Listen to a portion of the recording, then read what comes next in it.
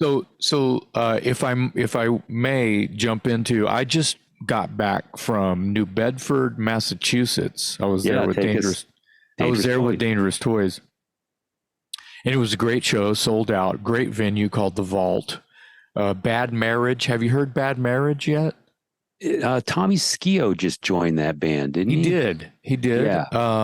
But they were killer without him too. Just so you know, they were. He's not making them. Right, They right. were already a kick-ass rock and I roll didn't band. know much about him until he joined the band, and I think that kind of got Okay. them a Yeah, little yeah, yeah. Good notoriety. shot in the arm. That's great. I'm Yeah, sure that it's going to help him eventually anyway. And he's a rad guitar player. So there you go. yeah. But So they're they cool opened guys. for you? Yeah, they were first, and then All Sinners went on in the middle. And the promoter is the drummer. His name's Roger. He's the drummer for All Sinners, and they go out to Hollywood and play out there. I think Bad Marriage does too. These guys hit the road and do fly dates and run around the country. I don't know how they can afford it, but they stay busy, these bands. So I was glad that bands with some kind of footprint were there. They're from the area. They're from that area. They're from New England. Yeah, okay. So this is where it was a great show. The venue is great. The owner of the club, who's the drummer in All Sinners, Roger, he also owns a record store. And I guess you saw my posting, Purchase Yes, Street Records. And dude, yes. you and your son would go broke. I did see that you were posting on social media, and first of all, I was surprised that you even had time to venture out because I know you typically don't when you do these things. And my question was, when you do have a rare moment of free time and you're doing one of these fly out dates and you do get a chance to go to the local record store or whatever, do you ever wander over to the bins that have your bands and just see if they're well stocked? Oh, they had it laying out all over the store. Since we were in town, they just had them. Oh, look. Oh, look. Oh, Oh, okay. look. So they were trying to sell it. Toy stuff, yeah. But do Yeah. you go look and see if they've got Igniter or Broken Teeth or Evil United or anything like that? Well, I knew that they didn't, but the guy that drove us over there, he's a fan of everything, and like pretty much everyone who works at that record store and works at that venue saw me front Armored Saint in Boston a year ago. Oh yeah. So there was that on all of their lips. Dude, I saw you with Armored. The meet and greet. Oh, Oh by the yeah. way, we now hold the record at this particular venue that everybody plays at. LA Guns, Fast and Furious, everyone plays at this club called the Vault. Okay. There in New Bedford, Massachusetts. Right. Plug. Um, we hold the Dangerous Toys holds the record 70 VIP meet and greet tickets sold. Wow. So that was a long Nice. day. That was a long meet and greet. They were Yeah. bringing them in 12 at a time. Do you do that before the gig? Yes. Okay. So for this trip, it was fly in on Friday, and it was fly in early as I had to be at the airport at 5 a.m. this past Friday. So No we wonder land you we land at it's a 4-hour flight, but it was an hour and a half ride in a van from the airport to the hotel. So it's like already 1 o'clock or 2 o'clock, right? By the time we're even able to sit down on the bed in the hotel room and go, damn, that sucked.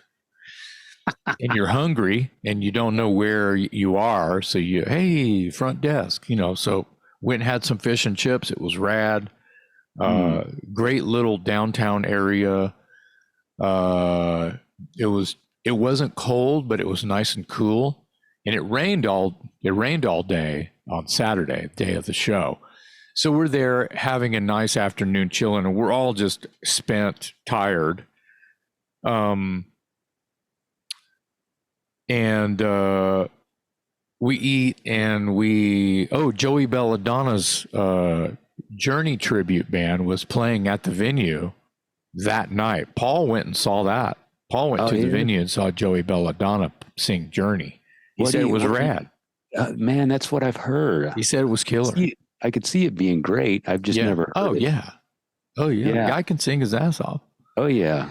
So Paul went and did that, and Which you do I went and got some more food, and I just like, with the bed. yo, man, I just tried to chill and get my wits about me. Yeah. Um, Who was the guy that came out in the clown suit? Did you know that was going to happen? no. So they were billing this, and I didn't really. I mean, I guess it was on the poster, but it was a hellacious Halloween show. Okay. They were celebrating it as a Halloween type of a thing, and the Grim Reaper was in the front row, and the fucking it was an evil clown walking around.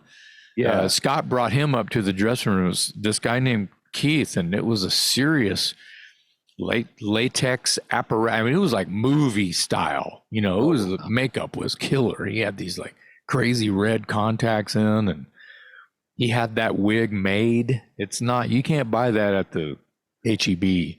Yeah. You can't buy that at Walmart. Because I know you guys don't typically have that, and especially out of town. So I figured that whoever did that, it was a total surprise to you guys, or maybe they told you before the set, but I knew it wasn't part of your crew. So I was just curious, who's the guy that showed up with such an awesome clown suit and got on stage and was kind of fist bumping you and all that Guy stuff? in the crowd. We just met him that night, and the guy was super cool. His name's Keith. Thank you, Keith. That was a lot of fun, and that was a lot of work for you to put all that stuff on. He goes, I kept asking him, is that comfortable? He goes, dude, I feel it's just great. I was like, that's amazing that you can put all that on and just like hang out, because that would be like, because when I put the jean costume on, I can't wait to get rid of it. Yeah, It's uncomfortable. Yeah. Yeah. Anyway, so it was a great gig. So, I mean, so it's Friday anyway. So it's Saturday. I slept in, breakfast, got some Dunkin' Donuts. Dunkin' Donuts is God there. They're everywhere. Really? Okay. Yeah, well, yeah, they're everywhere. I went and got some breakfast. Scott went with me, and he got a latte, and I got a couple of egg sandwiches or something. And then I decided, well, sound check's at 3 p.m. That's early. That seems like an early sound check, doesn't it? Okay.